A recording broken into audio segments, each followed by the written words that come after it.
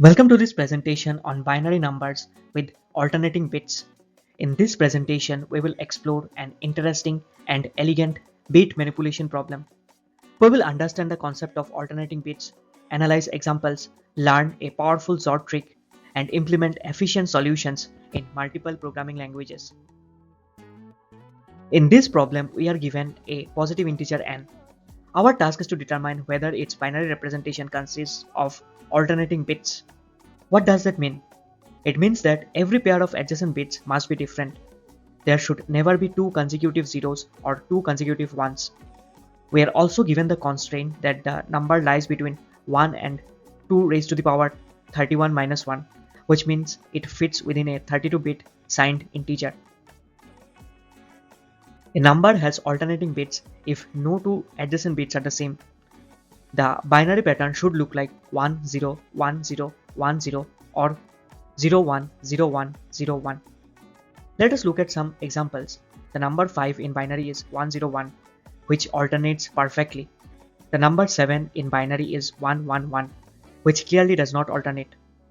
The number 11 is 1011, and here the last two bits are both 1, so it fails the condition. So the key idea is very simple. Check whether every adjacent bit differs. Let us examine the number 5. In binary, 5 is written as 101. Now check adjacent bits. 1 is not equal to 0. Correct. 0 is not equal to 1. Correct again. Since every adjacent pair is different, this number has alternating bits. Therefore, the output is true.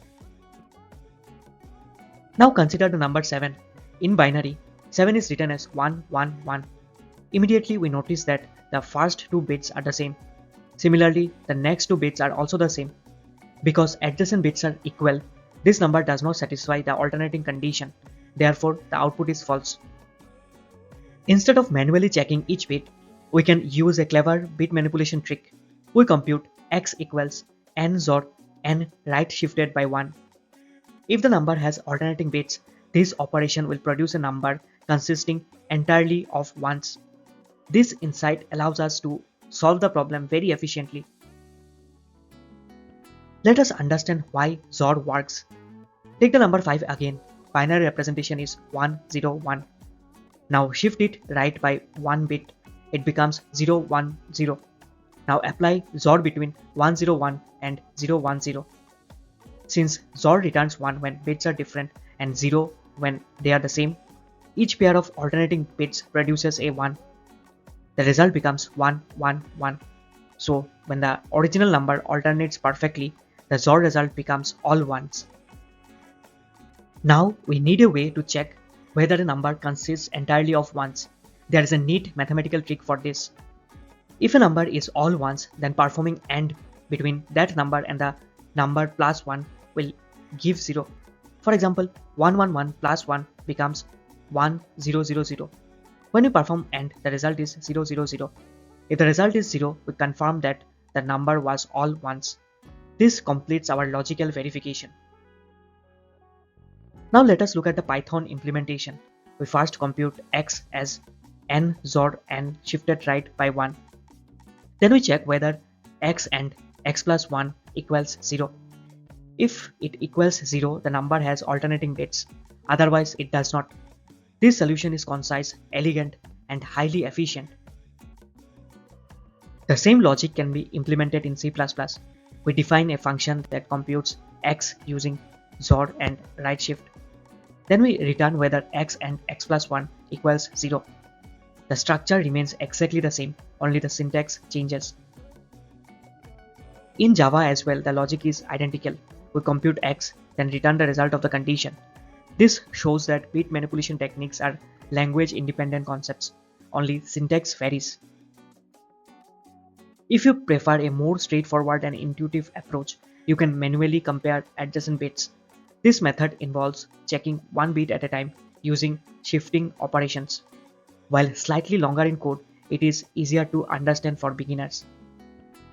In this method, we first store the last bit, then we repeatedly shift the number to the right and compare the new last bit with the previous one. If at any point the two bits are equal, we immediately return false. If we complete the loop without finding equal adjacent bits, we return true.